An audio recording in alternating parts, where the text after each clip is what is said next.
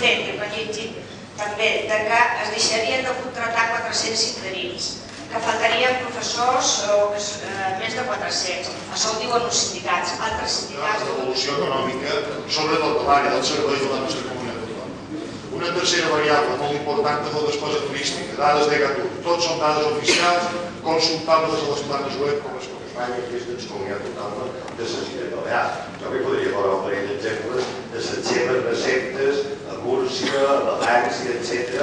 i vostè veurà quin resultat tenen. Per tant, no me conti històries i no faci demagògia amb aquest tema. Si hi ha qualcú que en aquest moment està sortint ben parat d'aquesta situació, a pesar de totes les dificultats que patim, aquesta és la comunitat autònoma de les Illes Balears. Per altra banda, estic totalment content, estic molt content i molt satisfet que vostè m'ha dit que està dispost a sobre-se en el tema dels pressuposts.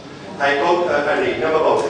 Voldria, perquè en qualsevol moment la veritat és que ja no sé quin és el Partit Popular. Molt mal, moltíssim. Significa, en primer lloc, que vostè no té una majoria per governar en aquesta comunitat.